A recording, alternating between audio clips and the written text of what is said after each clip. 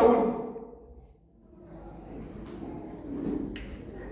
kitu cha kwanza kabla ya maisha yake kubadilika, kitu cha kwanza anakutana na neno kutoka kwa mtu wa Mungu. Sijajua kama umekuja hapa una haja na neno. Sijajua kama umekuja hapa una kiu na neno. Sijajua kama umekuja hapa. Mimi naamini kwamba neno moja linaweza kubadilisha maisha yako kama utazingatia. Maandiko yanasema akiwa Sauli amepoteza mwanapunda, anatafuta mwanapunda wa baba yake, ametafuta, amemkosa. Alipofika mahali anashauriana na mwenzake, tunafanyaje? Punda hapatikani, tutamweleza nini baba? Mwenzake anasema twende kwa mtumishi wa Mungu yuko hapa. Wanafika kwa mtumishi wa Mungu. Mtumishi wa Mungu anaanza kuzungumza neno, na neno analolizungumza anamwambia kwamba Mungu alishaniambia kwamba mtakuja hapa nikutia wewe mafuta uwe mfalme utawala watu wake. Anasema hapana, umekosea, mimi sistahili hayo mambo unayosema, sina sifa za kuwa mfalme sina. Huyu kijana Sauli anatamka kwa habari ya udhaifu wa kifamilia alionao, anatamka kwa habari ya shida zilizopo nyumbani kwao. Lakini ukikutana na Mungu, haijalishi umetoka kwenye familia ya namna gani, Bwana anaweza kubadilisha. Narudia tena, haijalishi umetoka kwenye familia yenye dhiki kiasi gani, unapokutana na Mungu na ukamwelewa Mungu na ukaelewa neno la Mungu, Bwana yuko tayari kuyageuza maisha yako kwa mwingine. Unakuwa mwingine kabisa. Ukikutana na Mungu, Mungu anakubadilisha kutoka kwenye hali ya magonjwa, unakuwa mwingine kabisa. Anakubadilisha kutoka kwenye hali ya shida, unakuwa mwingine kabisa. Ni maombi yangu Jumapili ya leo, Bwana abadilisha maisha ya watu mahali hapa. Bwana abadilisha kazi za watu mahali hapa, na inawezekana katika jina la Yesu. Anamwambia Samueli, mtumishi wa Mungu, anasema mtumishi wa Mungu, wewe tunakuamini, wewe ni mtumishi wa Mungu. Sasa mzungumze watu vielewe. Anasema mimi ninatoka kwenye kabila dogo, kabila dhaifu, lisilo na nguvu, kabila ambalo kwetu hawatokani wasomi, kwetu hawatokani matajiri, kwetu hawapo wafanya biashara, kwetu wanatoka watu ambao ni wafanyakazi wa ndani kwenye nyumba za watu. Sisi kwetu ndo hivyo. Unatuambiaje mambo hayo? Anakiri udhaifu uliopo kwenye familia yao. Niko kuambia kwamba haijalishi umetoka kwenye familia duni, unapolipokea neno, ukalishika neno, lolote linaweza kutokea kwenye maisha yako. Mabadiliko yoyote yanaweza kutokea kwenye maisha yako kwa kulifuata neno la Mungu kwa jina la Yesu. Mungu atambadilisha huyu kijana. Akatoka pale ametiwa mafuta kwamba wewe ni mfalme. Amekwenda kutafuta punda, amekutana na ufalme. Bwana Yesu asifiwe. Amekuja kanisani kusali, amepokea neno linampa nguvu, anakwenda kufanya vitu, matokeo yanatokea. Na ibada ya Jumapili leo ilete matokeo kwenye biashara yako, ilete matokeo kwenye familia yako, ilete matokeo kwa watoto wako, ilete matokeo kwenye ndoa yako. Na inawezekana kwa jina la Yesu. Nasema inawezekana katika jina la Yesu. Usijikatie tamaa. Ukikutana na neno la Mungu, mambo yanaweza kubadilika, mambo yanaweza kugeuka, mambo yanaweza kuwa mengine. Bwana Yesu sasa anasema hii ndio ishara ya kwamba Mungu amekutia mafuta. Kama uamini kwamba Mungu amekutia mafuta kuchagua, angalia kinachotokea. Utakapotoka kwangu utakutana na watu wawili. Utakapotoka kwangu utakutana na watu watatu. Utakapotoka kwangu unaona neno la Mungu unalitoa kwa mtumishi wa Mungu, linachofanya linaenda kukubadilishia maisha ya wewe kukutana na watu ambao sio viwango vyako, ili wewe uwe viwango vyao. Kuna mtu anielewa hapa? Sauli anakwenda kukutana na watu kwa neno la Mungu linatoka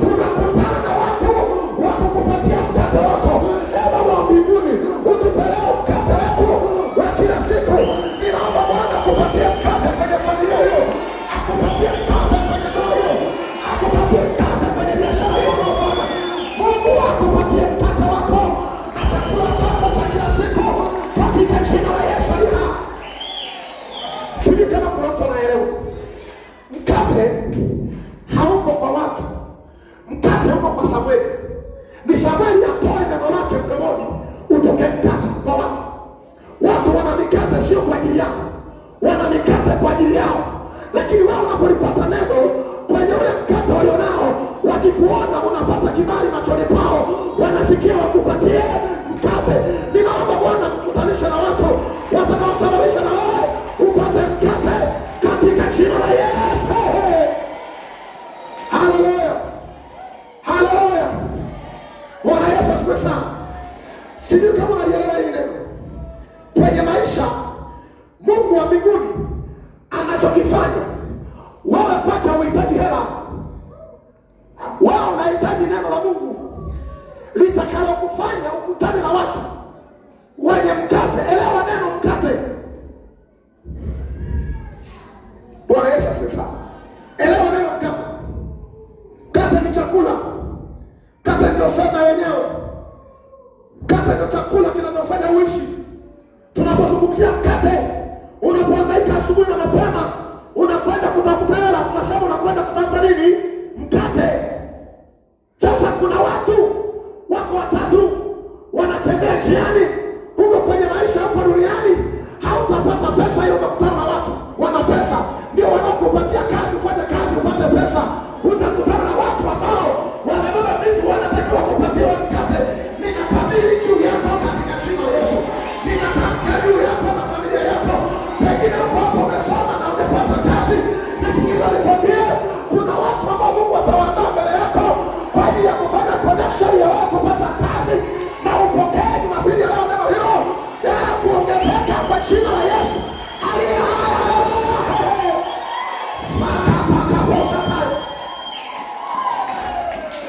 hapo wameshikilia hapo kwenye mkate hapo.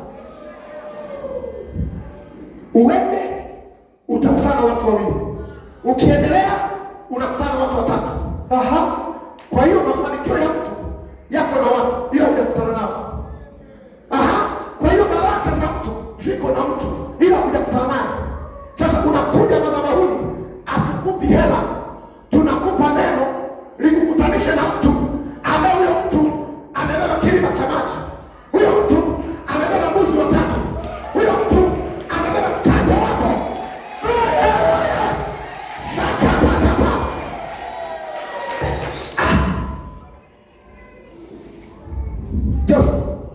Unahitaji mtu.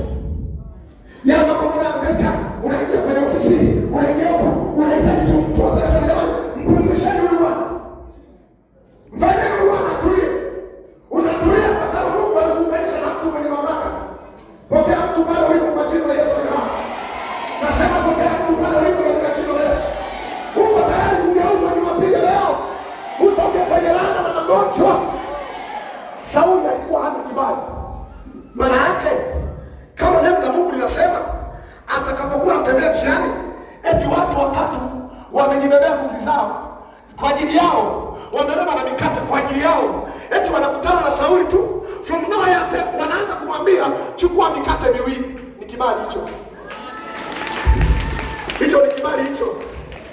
Mungu nakupatia wewe kibali. Nasema hivi, niko mbele za Bwana, nasema hivi, Bwana akawapatia watoto wako kibali. Mungu akawa mfadhili wa watoto wako, akawa mfadhili wa kazi yako. Mungu akawa mfadhili wa biashara yako. Bwana awe mfadhili wa hiyo familia yako, mahali ambapo wamekwama kwa uwezo wao. Bwana inua neno litakaowaibua watu kuja kwenye maisha yako katika jina la Yesu Kristo wa Nazareti. Umekwama, hujakutana na mtu, umeshindwa, hujakutana na mtu sahihi, lakini ninakuombea Jumapili ya leo, Mungu wa mbinguni akukutanisha na mtu. Maisha yanakuwa yamebadilika, mambo yanakuwa yamebadilika. Bwana Yesu asifiwe sana. Mwambie mwenzio upo, muulize upo. Tunalandalanda, tunahangaika, hatukutana na watu, na watu sahihi hawatafuti kwa miguu. Hauanzi kusalanga miguu yako kutoka hapa kuelekea mjini kutafuta watu. Watu wanapatikana kwa mtu wa Mungu. Amen. Madhabahu. Haleluya. Naambia tena, watu wanapatikana kwa mtu wa Mungu madhabahu. Nani ananipata vizuri? Nani unanipata vizuri? Unahitaji mtu, unahitaji mtu. Unasema sio mtu tu mwenye mikate, sio unahitaji mtu tu, unahitaji mtu mwenye mikate na awe na mbuzi. Haleluya, Bwana Yesu asifiwe sana. Sio unakutana na mtu tu yule ana mbuzi. Bwana Yesu asifiwe sana. Unajua mimi nahitaji mbuzi, anazo za kuleta nyumbani. Bwana Yesu asifiwe sana. Unahitaji mtu mwenye kiriba. Angalia maisha ya kijana yaliyobadilika. Anasema utaipokea ile mikate miwili mikononi mwao, utaendelea na safari. Ukiwa unaendelea na safari, una mikate tayari, una mikate, unaendelea na safari. Aya, haleluya, Bwana Yesu asifiwe sana. Madhabahu hii ya Sauti ya Ukombozi ikuinulie msaada kwa jina la Yesu. Madhabahu hii ya Sauti ya Ukombozi inua msaada kwa watoto wako. Madhabahu hii ya Sauti ya Ukombozi inua msaada kwenye familia. Madhabahu hii ya Sauti ya Ukombozi inua msaada kwa jina la Yesu. Ikuinulie msaada mahali ya uwezi, mahali umeshindwa. Madhabahu hii kubebe, ikuinulie msaada kutoka kwa Mtakatifu kwa jina la Yesu. Ukiwa na mikate mingi, unaendelea, utafika Gibea ya Mungu. Utawakuta watu wameshuka Mungu kwenye safari zako, Mungu kwenye kutembea kwako. Ukiwa unaendelea kutembea, utakutana. Neno hili toke madhabahu, ukutane. Sio na watu wa utani, ukutane. Sio na watu wa mchezo, ukutane. Na watu ambao walikuwa wamepangwa tangu milele, wamepangwa tangu misingi ya ulimwengu wako, waliandaliwa kwa ajili yako. Unajua Mungu anaweza kuandaa watu kwa ajili yako, lakini shetani akakuyumbisha usikutane nao kwa sababu ya mfumo wa maisha yako na mfumo wa maisha yako tofauti. Kuna viwango unatakiwa viendee, ukutane na watu mpaka ugeuke wanze kufanana nao. Kuna watu haifanani na viwango fulani. Mungu anapokutanisha na watu hao, anakugeuza wanze kufanana nao. Unaacha ile habari ya kusema unajua sisi kwetu sisi masikini, unajua sisi kwetu unaachana hivyo baba. Kwa sababu umeshakutana watu wenye viwango. Wewe unakaa kama mtu wa viwango.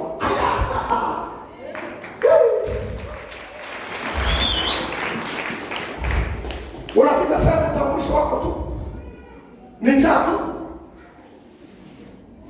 Ukianza kujitambulisha kwa sisi kwetu, hakuna aliyesoma hata mmoja. Ndio utambulisho huo. Kwetu sisi tukinywa chai hapo mpaka jioni usiku ndio tunakula chakula. Wewe umeshakaa na watu wenye viwango, anza kuzungumza sawa na viwango vya kwao, kwa sababu mpaka Mungu ameruhusu kutana watu wenye viwango, maana yake amekugeuza ufanane na wao, na kufanana na wao unaanza kutembea kama wao.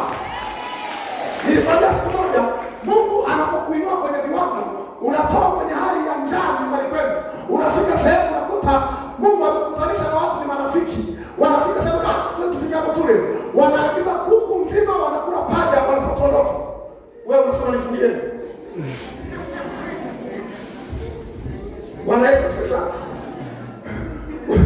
Unaanza kwa jamani, mnaachaje kuku wote hao? Bwana Yesu asifiwe sana. Kwanza ukiagiza chakula cha 10,000, wewe unasema Mungu unashtuka. Sasa nashtuka, ninaona kama unaagiza wali wa 10,000. Sijui unafanya nini. Mbona ni kawaida? Bwana Yesu asifiwe sana. Kiagiza nusu 10,000, umekaa meza na watu, Mungu amekuinua, kila watu wanashtuka, mpaka wanasema huyu hatufai tena, huyu sio rafiki.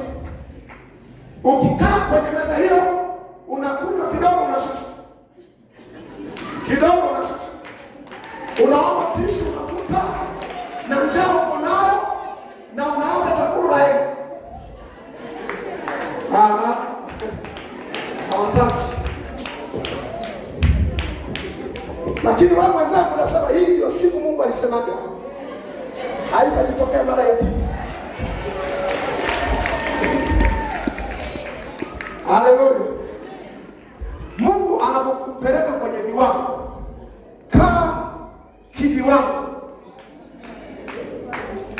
Bwana Yesu asifiwe sana. Bwana Yesu asifiwe sana.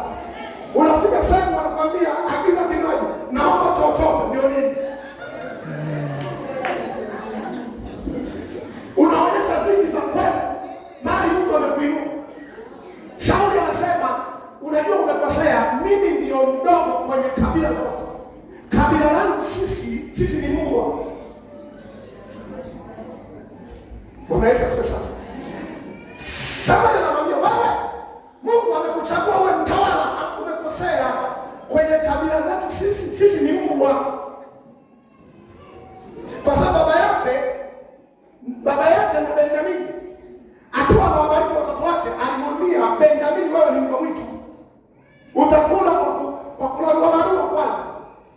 Kwa ana baraka yeye kuwa mbwa kutoka baba yake. Alafu anatokea mtu anamwambia wewe ni mfalme. Hata wewe sisi ni mbwa. Achana mbwa.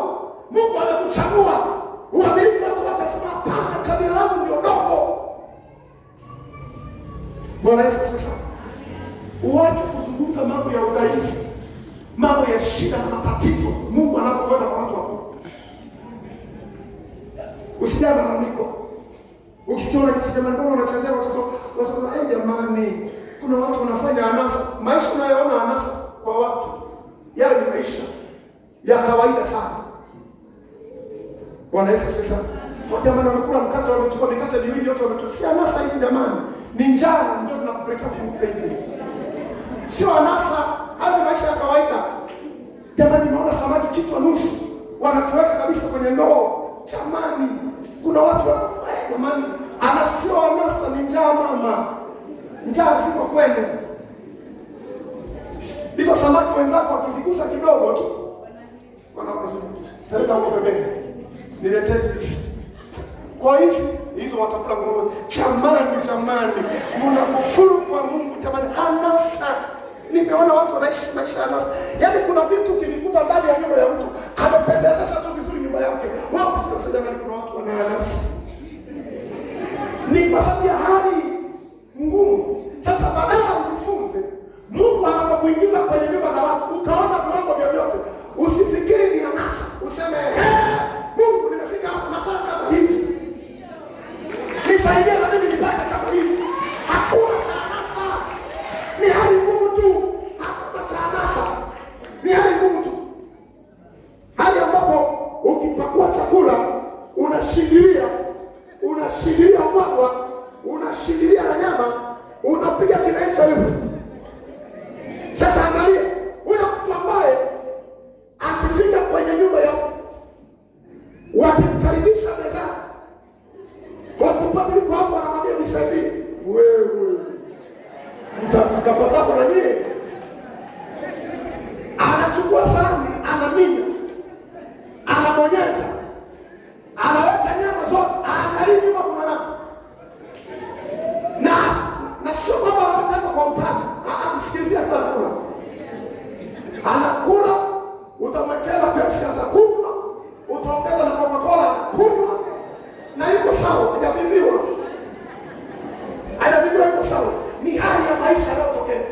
Lakini wewe mchukue, peleke tu kwenye nyumba ina vyakula na nini, aendelee kushimzuie, kushindilia, ashindilie, anakula, anaviona, anakula. Baada ya kushangaa anatoka tu vijiko tuwili. Wewe mbona vijiko viwili? Nasikia niko sawa. Ameshafanana na wewe.